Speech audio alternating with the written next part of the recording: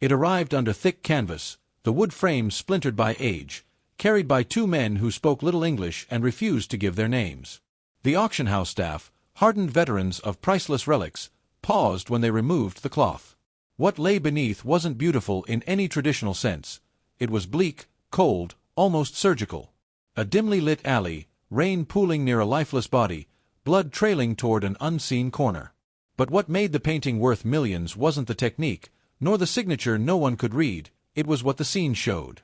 The murder it depicted hadn't happened. Rumors ignited immediately. Some said it was a prophecy. Others, a hoax so perfect it could fool forensic experts. The auction house tried to trace its origin, but every lead led to shadows. A monastery burned down in 1945, a missing Nazi transport, a collector who vanished in 1963. Still, the bids soared. The wealthy, it turns out, love forbidden knowledge, even when it drips with dread. Elias Grant, a crime historian turned reluctant detective, first saw the painting at the private viewing. The scene disturbed him, not just for its violence, but for something eerily familiar. The victim's watch, frozen at 11:57 p.m., the cracked pavement, even the graffiti in the background, all matched an alley just blocks from his apartment.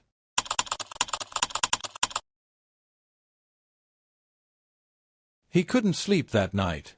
At 3 a.m., curiosity pushed him to visit that very alley. Rain fell, matching the painting. He told himself it was coincidence. Until he found it, the same graffiti, freshly painted hours ago, matching the brushstrokes in the painting exactly. Coincidence ends where obsession begins. The next morning, Elias started digging. Experts had dated the painting's canvas to the 1940s, and the pigments matched pre-war European formulations, no longer in use. Forensics found tiny traces of human ash mixed into the black paint. The whispers grew louder. Was the painter trying to curse the future? Predict it? Or create it? Elias reached out to Dr. Helena Vares, an art historian known for tracking so-called cursed works. Helena had heard of the painting, or rather, of the series it belonged to. According to half-burned letters recovered from a war-torn archive, there were at least 6 paintings, each foretelling death. All had disappeared, except this one. Days passed, and the auction drew closer. The painting's price tripled overnight after a tabloid leaked that the alley in the scene truly existed. Wealthy collectors whispered that owning the painting meant owning the crime itself, controlling destiny. But Elias was haunted by a darker thought. What if the painting didn't predict a crime, but demanded it? A murder yet to happen, unless someone stopped it. Late one night, Helena called Elias, her voice shaking. She had discovered something buried in the thick paint, visible only under certain light, a date.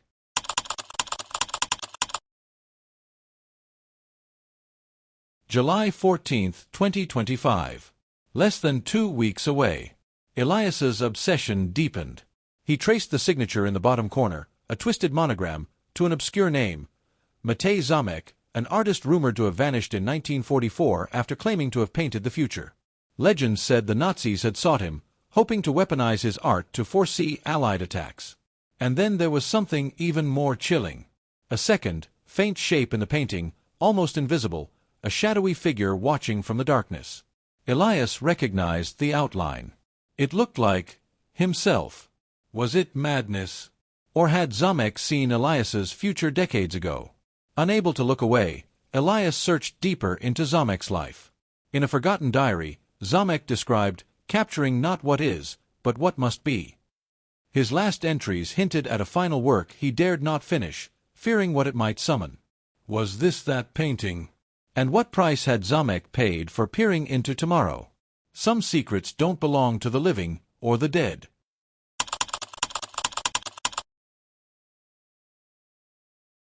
The night before the auction, Elias and Helena broke into the gallery, desperate to study the painting before it vanished into a private vault forever. They brought infrared lamps and cameras, hoping to uncover hidden layers. What they found stunned them. Beneath the main layer lay a different crime scene. Same alley, but the victim had a different face. A woman's face. And scrawled beside her, barely legible, "Second attempt." The implications chilled them. Had there been an earlier future? Was someone, or something, correcting fate until the right death happened? As they stared at the spectral image, a door creaked open behind them. Someone else was in the gallery, moving silently among the marble halls. Helena hissed, "Did you hear that?" Elias turned, his heart pounding. In the dim light, a silhouette watched them from across the room. And in that frozen second, Elias understood, the painting wasn't just foretelling a crime. It was bait.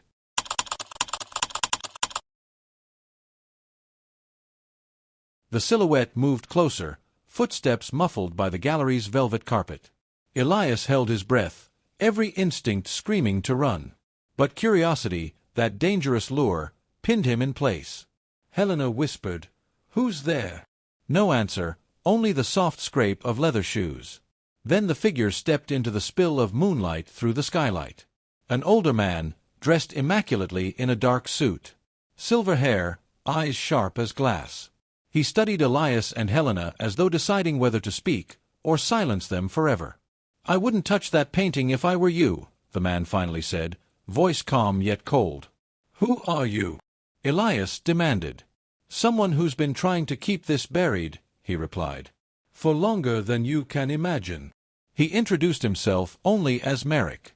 "A collector, yes, but also something more." "There are paintings in this world," Merrick said, "painted not to depict reality, but to summon it." He claimed to be the last of a secret society once sworn to destroy Zámek's cursed works before they could alter destiny. Marek's words dripped with fear masked as control. He spoke of 6 paintings, each showed a death before it happened. 5 had been neutralized, though not without cost. The last, the one now in the gallery, had evaded them until tonight.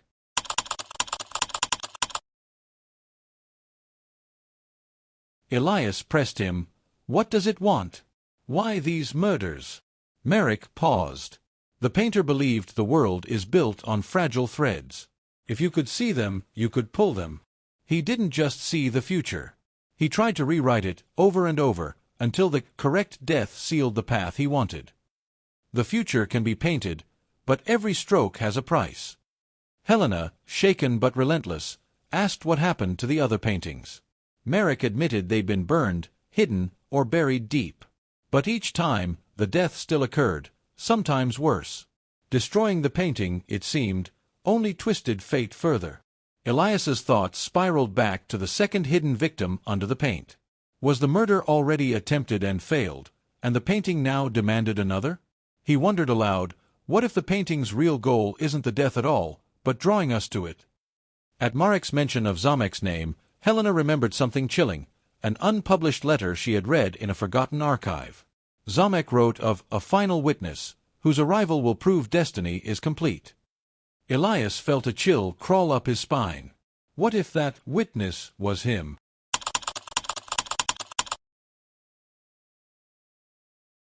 Merrick insisted they leave the gallery at once. But Elias couldn't. His eyes were glued to the painting, especially that shadowy figure hidden in the dark corner. Then Helena noticed something else, another set of numbers barely scratched into the canvas margin, invisible unless you stood inches away. 11:57 p.m. The same time on the victim's watch. It wasn't just a clue. It was a countdown. Suddenly, the gallery's silence shattered, a crash in the back room. Someone else was here. They ducked behind a column, hearts hammering. Through a crack, they saw 2 men in dark clothing moving quickly toward the painting. One raised a small canister, acid.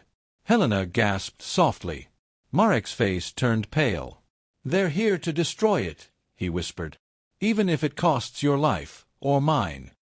Elias knew if the painting was destroyed, they might never find the real killer, or worse, unleash a future far darker.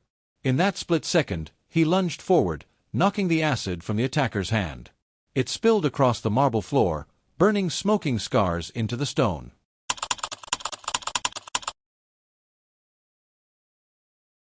Chaos erupted. Merrick tackled the second intruder. Helena shouted for Elias to run. But Elias couldn't stop staring at the painting. Its colors seemed to shift, almost alive, as if feeding on the chaos around it. When the struggle ended, the intruders fled into the night, leaving only silence and the acrid smell of burnt marble. Merrick was bruised, Helena shaken. But the painting remained intact. Elias stepped closer, breath ragged.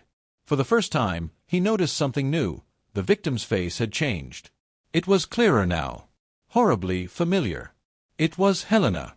To see the future is to hold the knife that carves it.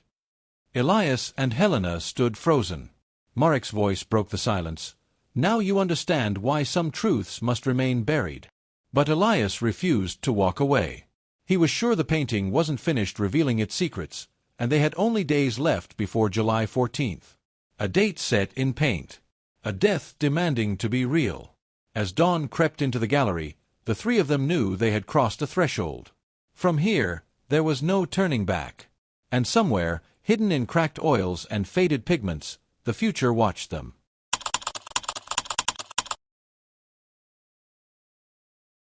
Morning light spilled across the marble floor, pale and unforgiving. The painting stood silent on its easel, yet it felt alive, as though it had watched everything in the night. Helena couldn't take her eyes off it, her own face now visible in the victim's features. Elias, fighting panic, swore to himself that no matter what the painting wanted, he wouldn't let it decide who died. Marek urged them to flee the city, to let the painting go to auction and disappear into private hands. It's the only way, he insisted. But Elias refused. If it's demanding a death, we can't let it choose, he snapped. We have to find out why. Helena, shaken but resolute, suggested they find the missing pieces of the puzzle, the rumored other paintings Zámek created. If this was the last in a series, maybe the earlier works held clues. Marek hesitated, then revealed what he knew. 2 of the destroyed paintings had been documented in secret archives kept by an underground society called the Black Atelier. Formed in the aftermath of World War II, the group had tracked and tried to contain artifacts that bleed into tomorrow. Elias and Helena demanded to see the archives. Marek relented, but warned that the Atelier's vault was hidden in Prague, deep beneath an abandoned church, and fiercely guarded. 2 days later, they stood in the ruins of St. Wojteka's church, stones blackened by age and neglect. The entrance to the vault lay behind a crumbling altar, hidden by centuries of dust. Inside, darkness swallowed them whole. By torchlight, they descended narrow stone steps, walls etched with symbols and half-erased Latin warnings.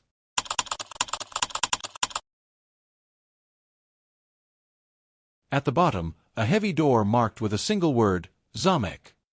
Marek unlocked the vault. Inside were crates of brittle papers, photographs, and decaying canvases. Helena carefully opened a folder labeled Series of the Sixth Shadow. Inside, faded photos of the other paintings, each predicting a murder. But more chilling than the images was the pattern they formed, a spiral of events tightening toward a single point. The murders weren't random. They formed a path, and at its center was the final painting, the one now showing Helena as the victim. Elias's hands shook as he read a letter by Zámek himself, written in a feverish scrawl. I saw it, the future that must happen, the keystone death that holds the others together. If it does not occur, the spiral unwinds, and worse follows. Helena whispered, Keystone death. He believed that one death holds the timeline together. Marek nodded gravely. And your face now appears on the painting because fate demands it. But then Helena found something else, a second, hidden letter, its ink almost vanished.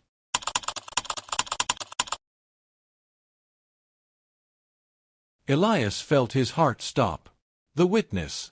All this time, the painting had shown a shadowy figure watching the crime. Him. Before they could process it, the vault door above slammed shut. Footsteps echoed from the stairs, and voices murmured in Czech, low and urgent. They found us, Marek hissed. Through a crack in the stone, they saw men in black coats entering the vault, the same who had tried to destroy the painting in the gallery. Members of the Black Atelier, desperate to erase Zámek's final work before it claimed another life.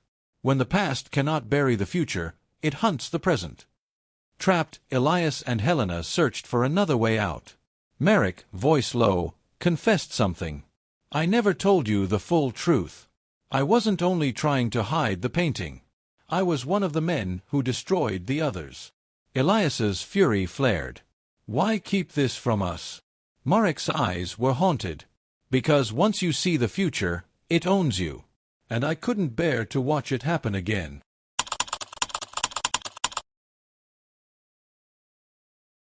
At the last moment, Helena spotted an ancient drainage tunnel behind a crumbling slab. They pushed it open, stone scraping on stone, and slipped into the darkness as the intruders searched the vault. In the tunnel's damp blackness, their breaths loud in the silence, Elias made a vow. "I don't care what the painting shows. Helena won't die. Not if I can stop it." Sometimes, to fight destiny, you must become the monster it fears. Emerging into moonlight, the three stood, soaked and breathless, behind the ruins of the church. But freedom brought no relief. Helena's phone buzzed. A message from an unknown number. July 14th, 11:57 p.m. "You cannot run from what is painted." And attached was a photo of the painting as it now appeared. The figure watching in the shadows? It wasn't Elias anymore. It was Merrick. Their fear twisted into something darker. Suspicion. Had Merrick led them here by design? Elias turned to question him, but Merrick was already gone, swallowed by the night. The canvas changes. The future shifts. But the death it demands still waits.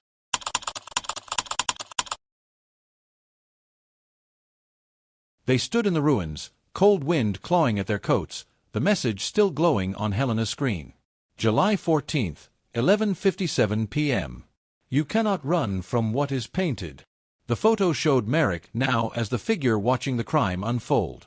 The painting had changed again, rewriting its prophecy. Helena whispered, "It was never about one of us watching. It's about who witnesses the murder. That's the key." Elias felt dread settle deep in his bones. If the painting was rewriting the future each time, someone, or something, was guiding it. Not just to show death, but to choose who must see it happen. The three fled Prague, but Merrick grew distant, haunted by what he'd seen. At night, Elias caught him staring into nothing, lips silently forming the same words over and over. "The witness must stand at the end." Helena pressed him to explain. Merrick finally confessed. "Years ago, when I helped destroy Zámek's other paintings, the deaths they showed still happened. But each time, the face of the witness changed. It's the witness, not the victim, who is the true keystone." He believed the witness wasn't chosen at random. The painting demanded someone to carry its curse, to see the death, remember it, and spread its horror like infection.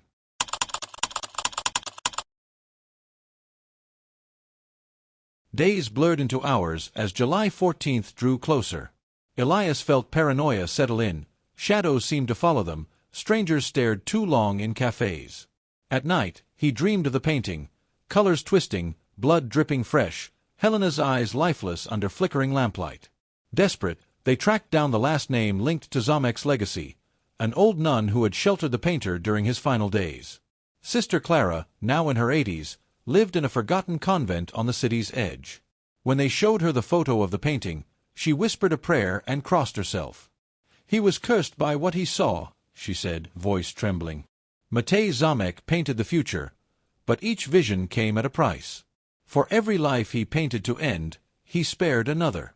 A trade. Helena realized the pattern.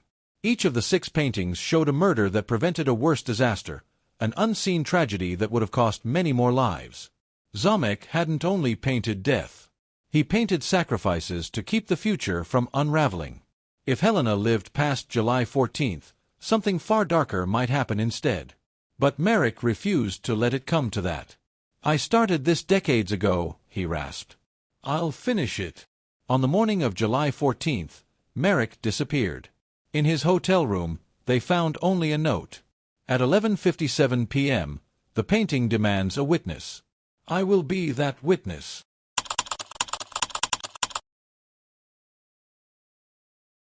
Elias and Helena were left with an impossible choice. Do nothing, and let Merrick die to satisfy the prophecy, or stop him, risking the unknown disaster Zámek had painted to prevent. Night fell heavy over the city. The alley from the painting waited, soaked in rain, graffiti glistening under weak yellow lamps. Elias and Helena raced there, hearts pounding, the church bell tolling 11:50 p.m. They found Merrick already waiting. His face was calm, almost relieved. "It has to be me," he said. "I'm the last who remembers the others."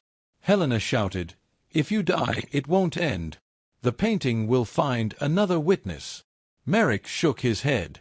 No. If the original witness dies before the painted time, the prophecy breaks. The keystone is shattered. But in the distance, footsteps echoed in the alley, another figure emerging from the shadows. A man neither Elias nor Helena recognized, but whose face looked eerily familiar, as if they'd seen it painted centuries ago. Merrick turned pale. No, it can't be.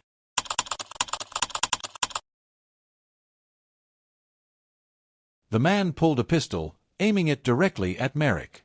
Sometimes the brush is fate, and the bullet is the artist's final stroke. Elias lunged forward, but too late. A single shot split the rain-soaked air. Merrick fell, his body hitting the wet cobblestones, exactly as painted. The man lowered the gun, eyes blank. Almost as if possessed, he whispered, "It demanded a witness, and now it has mine." Then he fled into the night. Elias and Helena rushed to Merrick's side, but his breath was already fading. With his last words, Merrick rasped, "It's not over. The painting, it still lives." As his eyes glazed over, Helena's phone buzzed again. Another message, unknown number. Now the final canvas must be finished. And attached, a new photo. The painting had changed again. The alley was the same. But this time, the victim was Elias. And in the darkness of that rain-soaked alley, they realized the painting hadn't demanded a death. It demanded a story. A story that still wasn't finished.